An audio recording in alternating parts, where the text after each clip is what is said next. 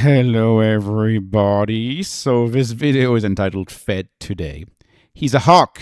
He's a hawk and the stock market is crashing. We have erased all of the gains that we had after this epic Monday 2 days ago.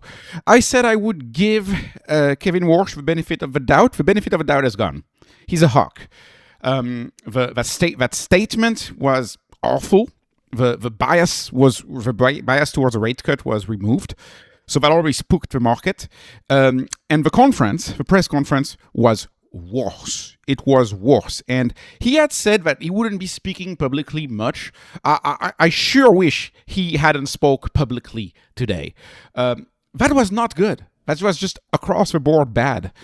And of course, how many more days like this I keep, whenever there's a print shot of Kobeissi letter in my channel, it's gonna be a bad video. And of course, how many screenshots like this do we still have to go through?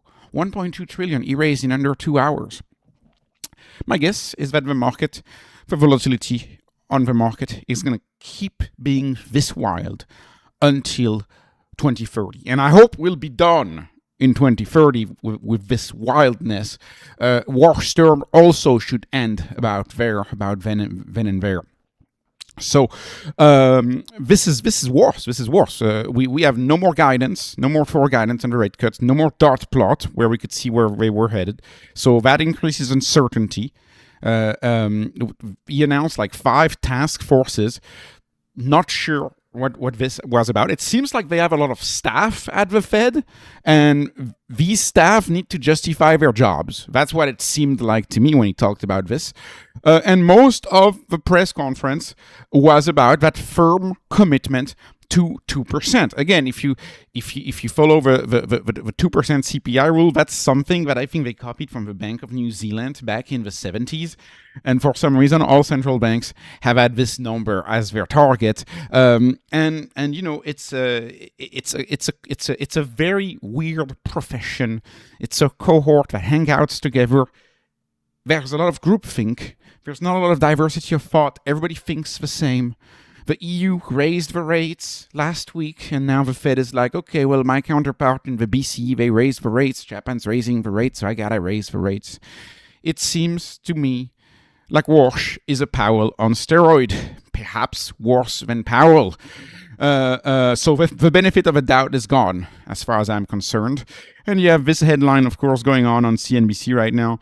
Breaking, the Fed's power, Warsh's Fed, first Fed meeting, the Warsh meeting leads to a surge in bond yield. Yes, there is a surge in bond yield. Isn't that amazing? All of the good news of the Middle East, good news that we're going to have, that's entirely gone. You can see the chart here. We're actually down from Friday. We're down from end of day Friday. Think about that. After the epically amazing news that we supposedly had on Sunday night, we are down. We are down compared to Friday. All thanks to Hawk Fed Chair Warsh. It's gonna. Anyways, and you may say, "Oh well, wait a minute. Oh look, on Friday we have good news, right? We're gonna sign. We have good news, right? Guess what? The markets are closed on Friday." Like we're supposed to get some more good news on Friday, right? The Middle East deal is going to be signed. This is my face right now. The markets are closed on Friday. The markets are closed on Friday when we get good news on Friday. We need to move on chain. We need to remove all of these, centralized institutions where a handful of decision makers control the market. This is why crypto was born. The way these stocks oscillate makes very little sense. So take Meta, for example. Meta was down 5% today. And Monday, it was up very big on Monday. It's like, so you have a stock whose value oscillates 5%, not because of the business. Nothing has changed with the business. The only thing that has changed is ramblings on money supply from one person. Ramblings on money supply from one person changes the value of the market by 1.2 trillion, while in reality, an economy is supposed to be made up of trillions of free transactions. The invisible hand is supposed to be trillions of small transactions between 3 people who decide prices, including prices of stocks. And this is not the case. This is not what we have. It's so centralized.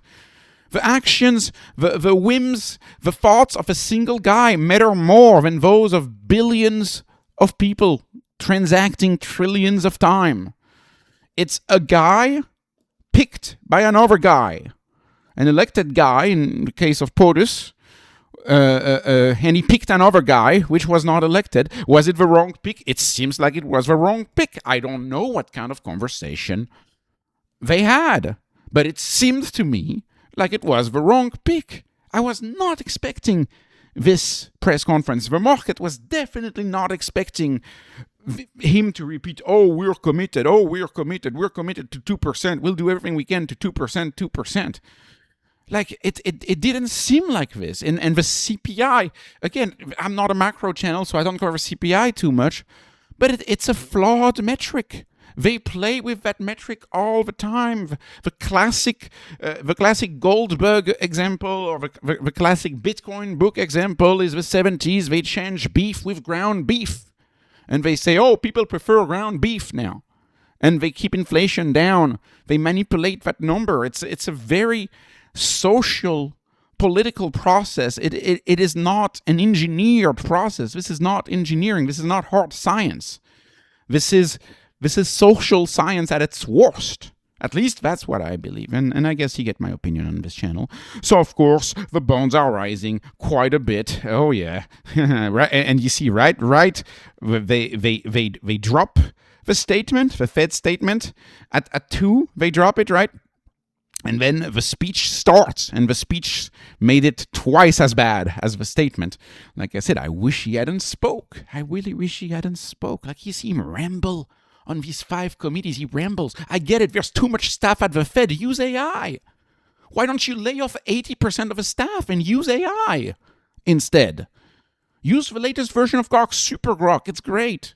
I use it. Use Anthropic. Use Claude. Use AI. Fire 80% of the people there. Why do you have to set up committees? What are they going to do in these committees? Anyways, I'm so sorry. Anyway, so we're down. Nearly 1.5%. Bitcoin's down, everything's down, and bonds are up. And of course, you know, I'm not a fool. End of day, you have a lot of manipulation. You have a lot of traders who place bets on derivatives, and it amplifies the price movements, but it's nonetheless complete nonsense. And I'm just going to conclude with this because, you know, I want to be an IQ preserving channel. I want to make sure that my viewers, you know, don't fall too much in the fiat rabbit hole. So unfortunately, I listened to what he said. I'm just gonna pick on one thing that he said in there. He did mention that policy was currently quite restrictive for real estate space. He said the policy is currently restrictive for real estate space. And of course, that's a very violent comment to make. I would argue for people who are struggling in real estate, and real estate is absolutely struggling, but it's passive aggressive. Like you say this in a very polished way. They speak very polished way, but no joke, real estate has been struggling. We're entering year 5 of 7% mortgages. Year 5. But guess what? So it's a good price. It's a good moment to buy a house. Buying a house is America's biggest expense. Americans' biggest expense is their house. Is buying their house. That's their biggest expense. You would think that's in the CPI, right? That would help if buying real estate was in the CPI. If buying your own home was in the CPI, that would help if it was in the CPI. It's not in the CPI. It's owner equivalence rent in the CPI. It's not the actual cost of a home. It's owner equivalence rent, which has been going up. So even that is made up. It's entirely made up. It assumes inflation. This is, if you follow my more Bitcoin oriented and my more micro videos, they assume when you use CPI, when you hear that number 2%, they assume there is a stereotypical person that consumes exactly this much of this, that. This is not a vector. This is an average. It assumes there's an average person. This is an artifact from an era where compute didn't exist. This is an artifact from an era where you were still using tabulators, and you had a little ruler, and you made little calculations with a ruler, like it's 1950. That's why we there's no such thing as an inflation number for everybody. Everybody's inflation number is extremely different. And for some people, inflation is really, really high. For some people live in deep deflation. And I would argue that if a lot of your expenses go towards investing, towards housing, you live in deflation. You don't necessarily live in inflation. If you're a budget shopper, yeah. If you're a budget shopper, you live in inflation. But it's very, very different. And we still create this stereotypical number that's supposed to represent the stereotypical person out there. Like, for example, I know if you dig deeper, they have alcoholic beverages. What if you don't drink alcohol? Well, guess what?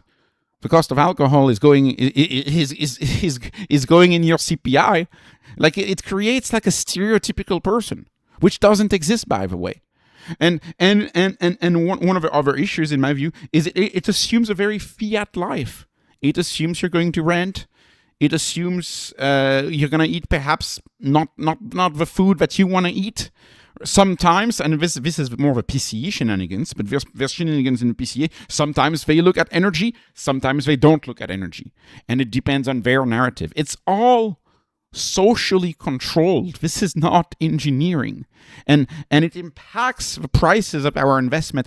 And unfortunately, since 2020, the movements, the day-to-day movements, or the multi-day movements of our shares has been more impacted by the shenanigans at the denominator level than they have by the fundamentals. Look at stocks with amazing fundamentals. Off the bat, I'm going to say SoFi. Look at SoFi. Uninterrupted, amazing growth. The stock is still trading the same as it was 5 years ago.